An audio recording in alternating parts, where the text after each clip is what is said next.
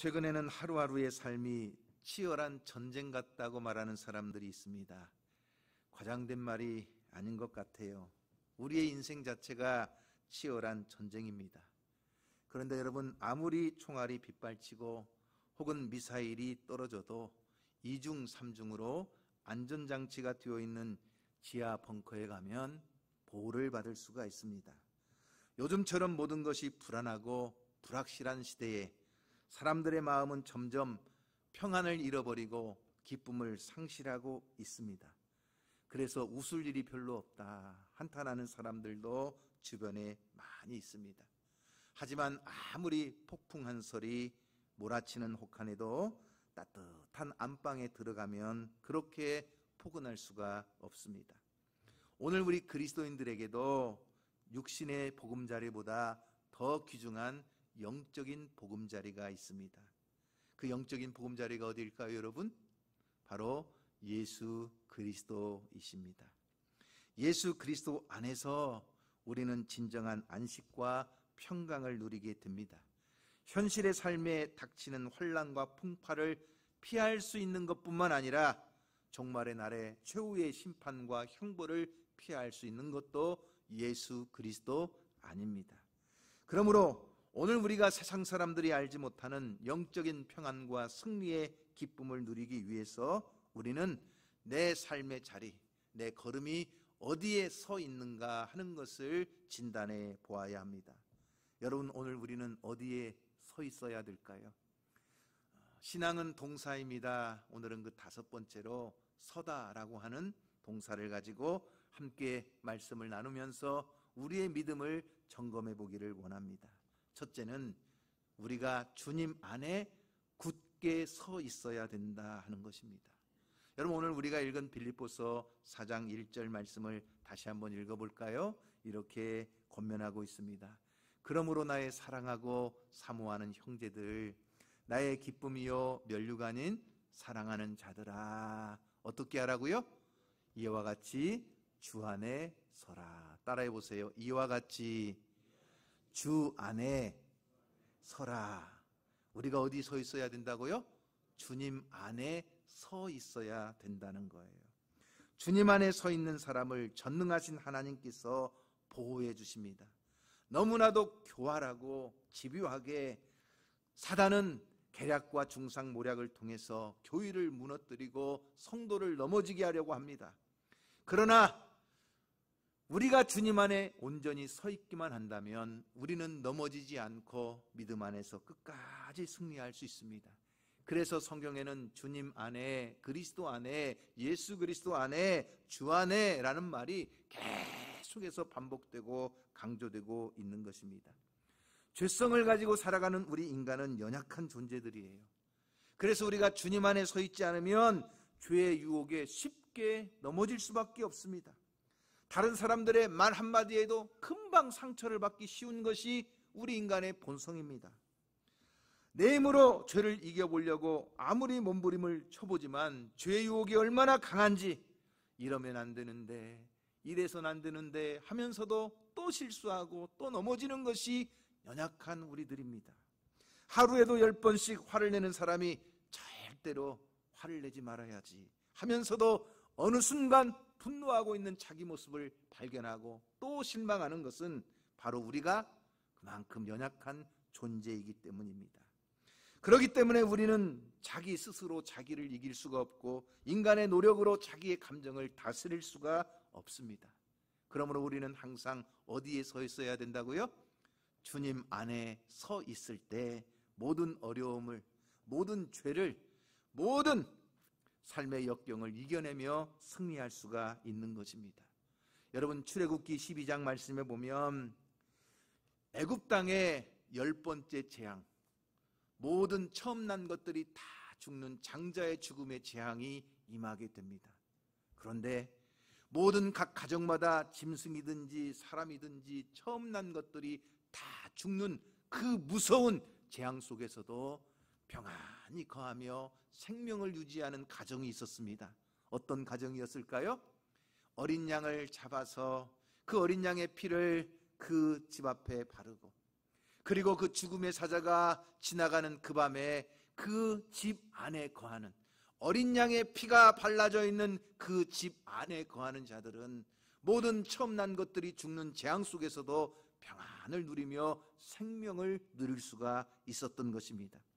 바로 하나님의 어린 양이신 예수 그리스도, 그 십자가의 보혈의 공로를 의지하며 그 십자가 그늘 아래 주님 안에 서 있는 자들은 이 세상 어떤 재앙과 환난 속에서도 전능하신 하나님께서 보호하시고 도우시는 줄로 믿으시기를 바랍니다.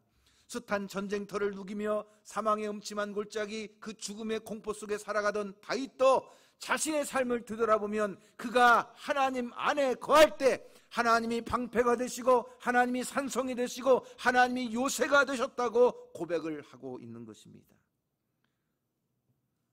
사도 베드로가 로마의 박해를 피해 흩어져 있는 모든 그리스도인들을 향해서 고백하기를 뭐라고 권면해주고 있느냐, 베드로전서 5장 8절 말씀에 보니까 이렇게 비유를 해주고 있어요. 다 같이 한번 읽어볼까요? 근신하라, 깨어라, 너희 대적 마귀가 우는 사자같이 두루다니며 삼킬 자를 찾나니. 사단이 끊임없이 교회를 공격합니다. 사단이 끊임없이 성도들을 핍박합니다. 대적하는 자들을 일으키고 안으로는 내분을 만들고, 그래서 교회를 넘어뜨리고 성도를 무너지게 하려고 합니다. 이러한 치열한 영적 전쟁에서 승리하는 비결이 뭐냐? 우는 사자처럼 마귀가 삼킬 자를 두루 찾아다니는 이 치열한 영적 전쟁 속에서 승리하는 비결이 뭐냐? 바로 이 베드로 사도가 그 다음에 12절에서 이렇게 권면해주고 있는 거예요. 한번 읽어볼까요? 내가 신실한 형제로 아는 실루안으로 말미암아 너에게 간단히 써서 권하고, 이것이 하나님의 참된 은혜임을 증언하노니. 다 같이 너희는 이 은혜에 굳게 서라. 한번 따라해 보십시오. 이 은혜에 굳게 서라. 성도가 주님 안에 그 은혜 위에 굳게 서 있을 때 넘어지지 않고 흔들리지 않는다는 것입니다. 여기 서라 하는 이 단어가 헬라어로 스테케테라고 하는 단어입니다. 어떤 상황에서도 흔들리지 않고, 아무리 전쟁 중에 적군의 공격을 받으면서도 자기의 초소, 자기의 자리를 이탈하지 않고 서 있는 병사, 이 군사적인 용어가 바로 스테케테라고 하는 단어입니다. 끊임없이 적들이 공격해 오지만 자신의 자리를 이탈하지 않고 끝까지 지켜 서 있는, 이것을 서다, 스테케테라고 하는 것입니다. 여러분, 빌립보 교회도 이와 같은 많은 어려움을 겪었어요. 교회를 흔들려고 하는 수많은 요인들이 있었어요.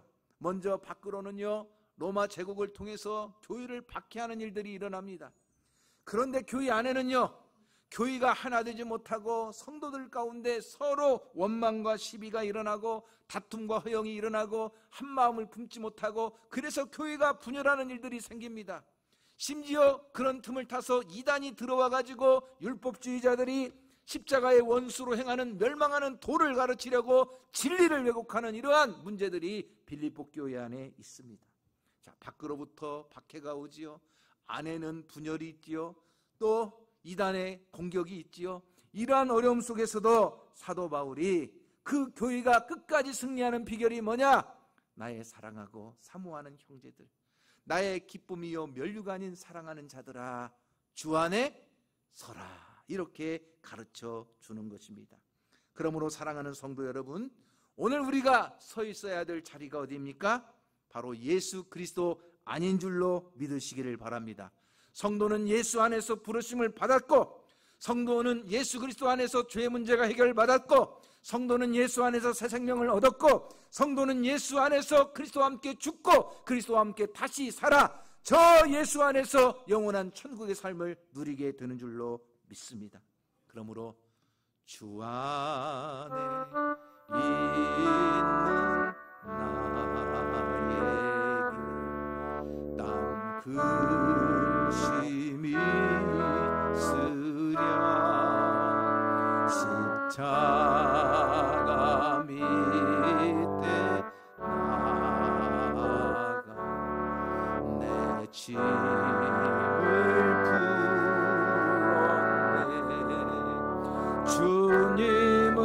찬송하면서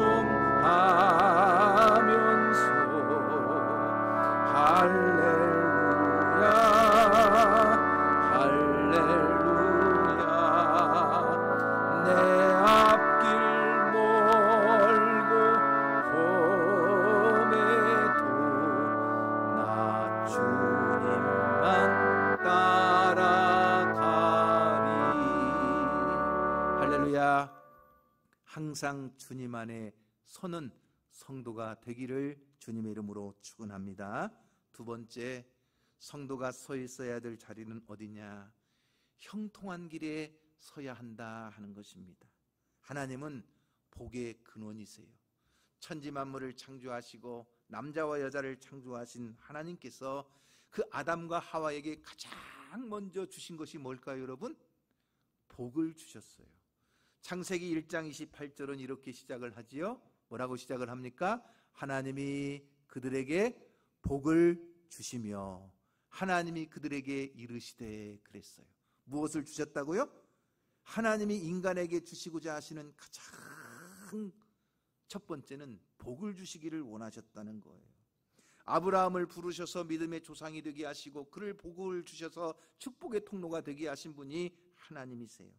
그런데 이 성경에 나오는 복은 크게 두 가지의 복이 있어요.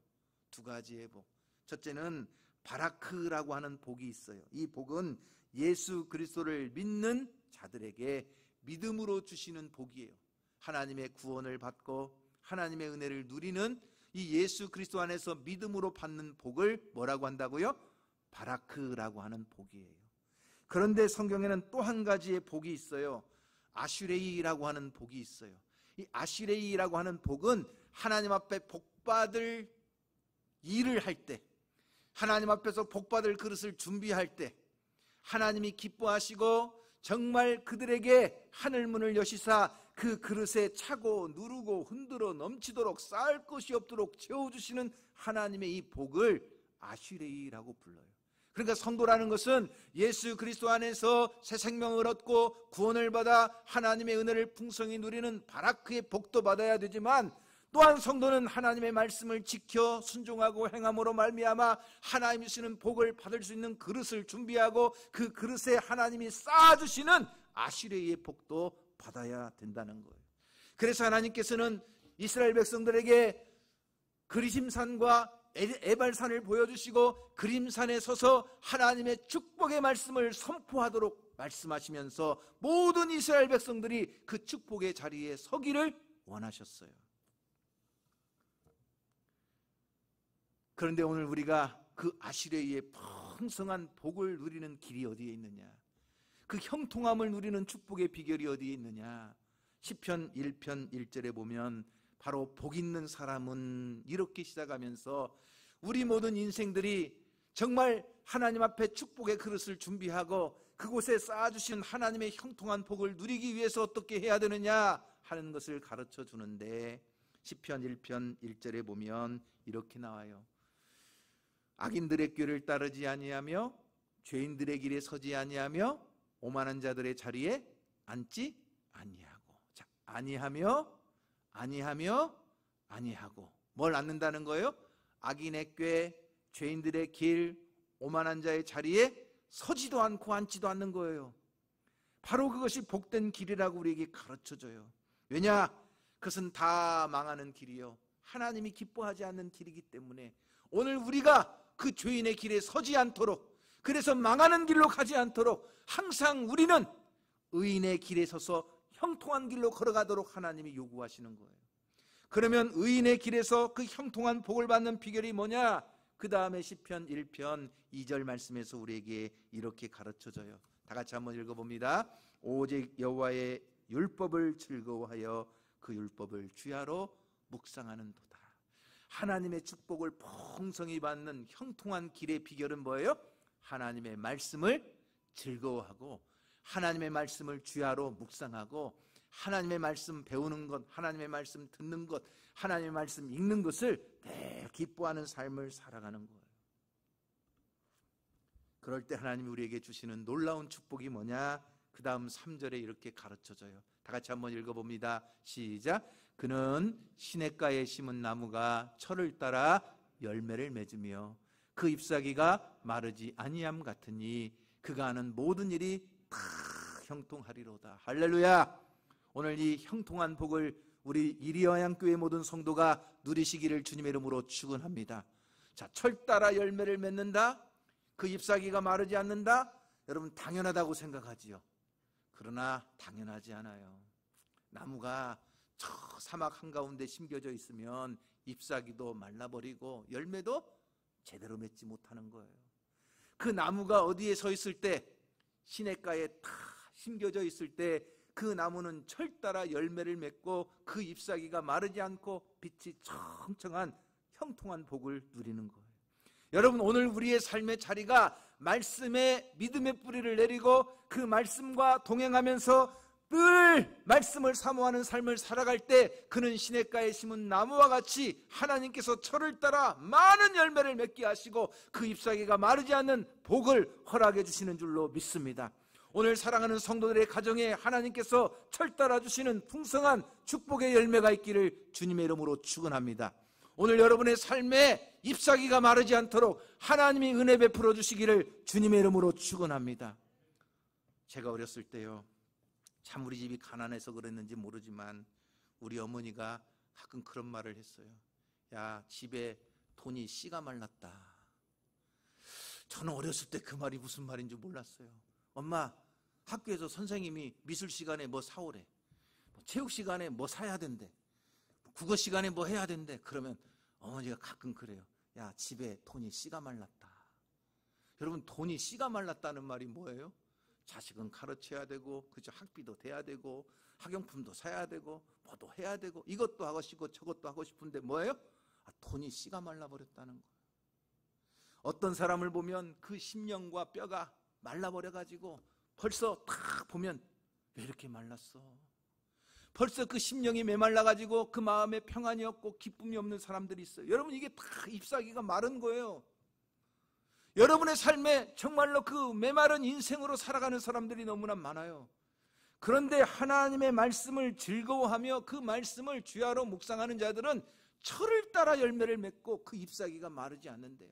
하나님이 그 푸르름으로 건강을 지켜주시고 풍성함으로 열매를 맺게 하사 그 가정에 형통한 은혜를 주시는 줄로 믿습니다.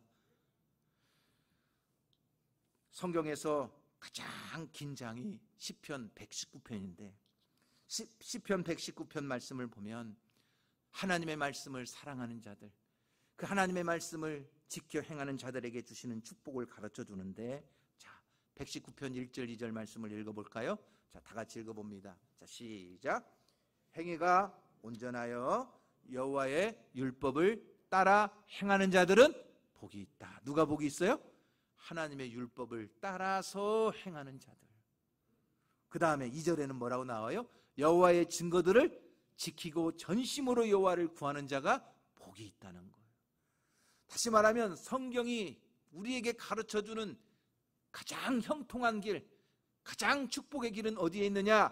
하나님의 말씀을 즐거워하고 그 말씀을 따라 행하고 그 말씀 안에서 전심으로 하나님 앞에 구하며 기도하는 자들에게 하나님이 바라크의 복뿐만 아니라 아슈레이의 풍성한 복을 쌓을 곳이 없도록 채워주시는 줄로 믿으시기를 바랍니다. 여러분, 우리가 운전을 하다가 가끔 긴 터널을 지나가요. 그 긴 터널을 지나갈 때 지켜야 될 3가지 규칙이 있어요. 뭘까요? 첫 번째는 창문을 닫아야 된다는 거예요. 두 번째는요, 라이트를 켜야 된다는 거예요. 세 번째는요, 터널 안에서는 추월을 하거나 차선을 바꾸거나 갓길로 가지 말라는 거예요. 이 긴 터널을 지나갈 때 운전자들이 지켜야 될 3가지 규칙이에요.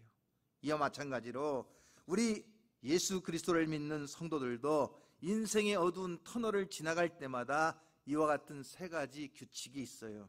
첫째, 터널에서 창문을 닫는 것처럼 우리는 인생의 어두운 터널을 지날 때에 세상을 향한 창문을 닫고 하나님께만 집중하는 거예요. 그럴 때 인생의 진정한 해답이 하나님을 통해서 우리에게 주어지는 줄로 믿으시기를 바랍니다. 시편 119편 바로 이 50절 말씀에 이렇게 가르쳐주고 있어요. 이 말씀은 나의 고난 중에 위로라. 주의 말씀이 나를 살리셨기 때문이니이다. 내 마음의 답답함, 내 마음의 괴로움, 내 삶의 두려움, 그 모든 순간순간마다 세상을 향한 문을 닫아버리고 하나님의 말씀을 통하여 하나님께만 집중했더니 그 말씀이 나를 위로하시고 나를 살리는 생명의 말씀이 되는 줄로 믿으시기를 바랍니다. 두 번째, 터널을 운행할 때 두 번째 원칙이 뭐라고 그랬어요? 라이트를 켜야 된다는 거예요. 터널이 깜깜하니까. 그런 것처럼 우리가 인생의 어두운 고난의 터널을 지나갈 때 모든 성도들은 어떻게 해야 되느냐? 말씀의 등불을 켜야 된다는 거예요. 바로 시편 119편 105절 말씀에 보면 주의 말씀은 내 발의 등이요 내 길의 빛이니이다 그랬어요. 갈 길을 알지 못하고 어디로 가야 될지 몰라 방황하게 되고 깜깜한 그 순간에도 모든 두려움이 밀려오는 그 순간, 오늘 우리는 하나님의 말씀의 등불을 켜는 거예요. 그러면 말씀이 내 발의 등이 되고 내 길의 빛이 되셔서 나를 바른 길로 인도하시고 사망의 음침한 골짜기에서도 의의 길로 인도하시는 하나님의 역사가 나타나는 줄로 믿으시기를 바랍니다. 세 번째가 뭐예요? 터널을 지날 때에는 추월을 하거나 갓길로 가지 말고 곧장 차선을 따라 직진해야 된다는 거지요. 그런 것처럼 인생의 어두운 고난의 터널을 지날 때 모든 성도는 다른 길로 빠지지 말고 주님이 주신 사명, 주님의 믿음의 길을 향해서 곧장 직진해야 된다는 거예요. 달려갈지라도 세상 길 가지 말고 오직 주님이 부르신 그 믿음의 길을 곧장 직진해 갈 때 하나님께서 인생의 모든 장애물을 제거하시고 그 인생길을 형통하게 인도해 주시는 거예요. 시편 119편 바로 165절 말씀에서 이렇게 가르쳐줘요. 다 같이 한번 읽어볼까요? 주의 법을 사랑하는 자에게는 큰 평안이 있으니 그들에게 뭐예요? 장애물이 없으리로다.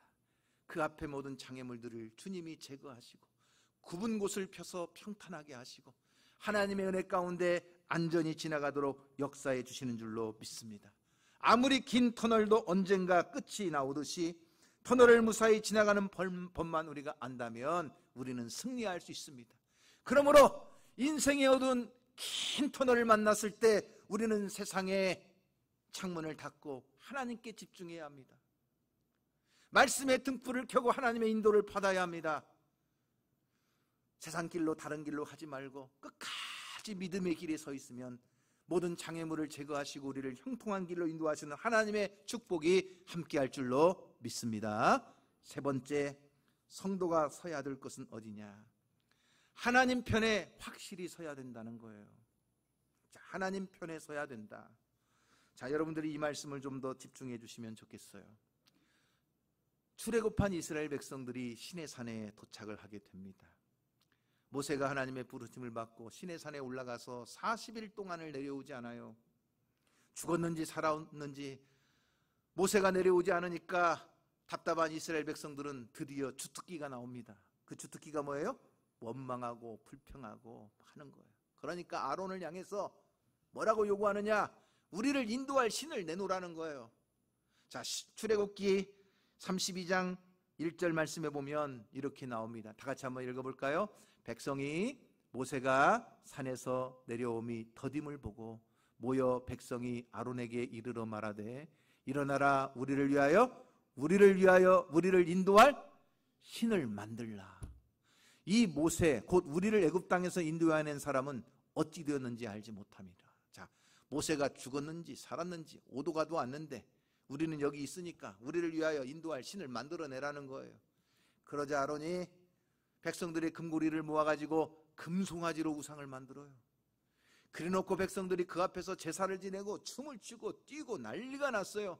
모세가 하나님 앞에 십계명의 두 돌판을 가지고 나오다가 기가 막힌 상황을 보고 그 돌판을 던져 깨트립니다. 그리고 하나님의 무서운 진노의 심판을 행하게 되는데 그때 모세가 선포한 말이 출애굽기 32장 26절 말씀이에요. 자, 한번 볼까요? 다 같이 읽어봅니다. 시작. 이에 모세가 진문에 서서 이르되 누구든지 여호와의 편에 있는 자는 내게로 나오라 하매 레위 자손이 다 모여 그에게로 가는지라. 자, 누구든지 여호와의 편에 있는 자는 내게로 나오라 하는 엄청난 선언을 하게 됩니다. 자, 금송아지 우상의 편에 설 것이냐? 전능하신 하나님의 편에 설 것이냐 택하라는 거예요. 그때 레위 자손들이 나와 모세 앞에 하나님의 편에 섰습니다. 그리고 그들을 통하여 하나님의 심판을 내리는데 금송아지 우상을 섬겼던 자들을 3,000명을 하나님의 심판을 받게 됩니다. 여러분, 오늘 우리가 이 말씀에서 중요한 메시지가 뭘까요? 우리 성도들은 하나님 편에 확실히 설 줄 알아야 된다는 거예요. 지금도 예수를 믿지만 교회는 다니지만 어느 편에 서야 될 것인지 확실히 정하지 못하는 사람들이 종종 있어요. 아니, 내가 어느 편에 서 있는지 잘 밝히지 않으려고 하는 사람들이 많아요. 가만히 중간에 머물면서 중간에서 눈치만 보려고 하는 사람들이 많아요.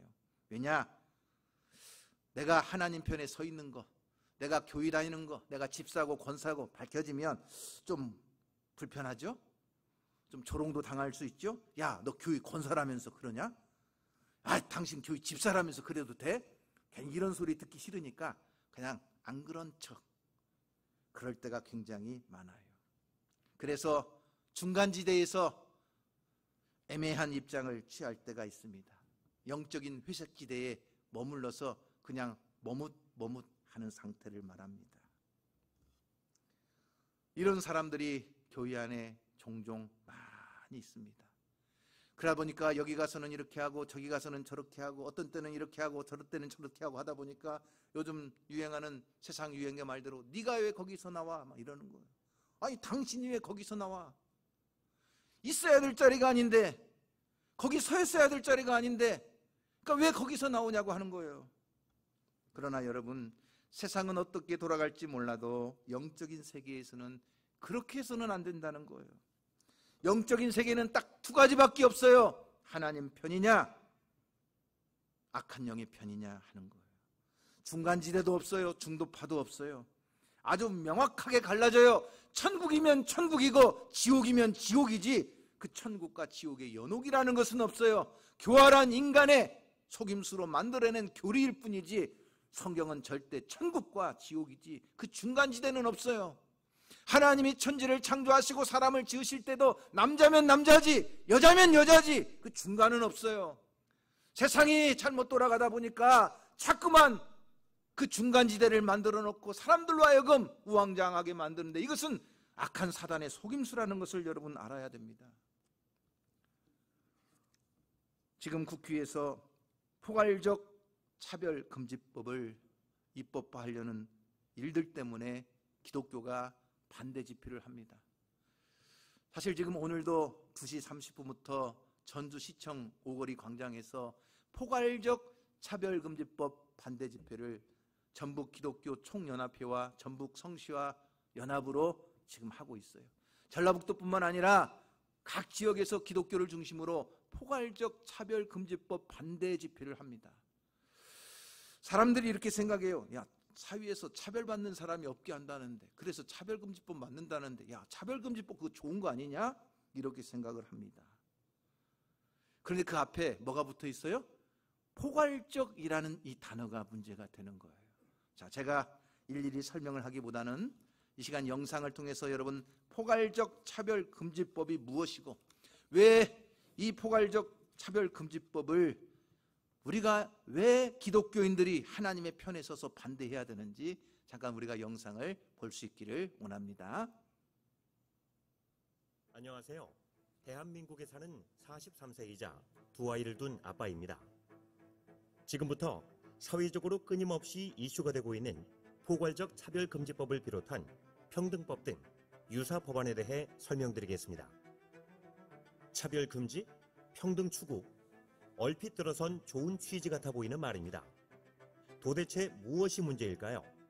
대한민국엔 이미 성별, 장애, 연령, 고용 형태 등 거의 모든 영역에서 사회적 약자를 보호하고 평등한 사회를 위한 개별적 차별금지법들 20개 이상이 나와 있습니다. 그럼에도 불구하고 포괄적 차별금지법을 거듭 주장하는 이유는 무엇일까요? 그것은 바로 포괄이라는 이름 안에 사회적 상식으로는 도저히 용납되기 어려운 수십 가지 성 정체성, 성적 지향성을 차별금지 사유에 포함시키기 위함입니다. 포괄적 차별금지법을 일찍 통과시킨 영국의 경우 유치원에서 아이들에게 성은 2개가 아니라 수십 가지이며 직접 성을 고르도록 가르치고 있습니다. 또한 동성애 권장 교육을 거부한 학교를 폐쇄하기로 결정했으며 동성애 축제를 반대한 5세 아동에게 교내 감금이라는 체벌을 내리기도 했습니다. 프랑스 사례를 볼까요? 학생들의 엄마, 아빠라는 용어 사용을 법적으로 금지하고 부모 1, 부모 2라고 부르도록 가르치고 있습니다. 동성애자들의 인권 보호라는 이유로 말이죠. 캐나다는 어떨까요? 아이들에게 낙태 권장 교육, 동성애 장려 교육을 하고 있으며 부모가 이를 반대할 시 양육권을 박탈하기도 합니다. 이처럼 선진국에서 일어나는 믿을 수 없는 일들이 포괄적 차별금지법 통과 후 일어난 실제 사례들입니다. 그렇다면 포괄적 차별금지법의 가장 큰 피해자는 누구일까요? 남성? 기득권? 아닙니다.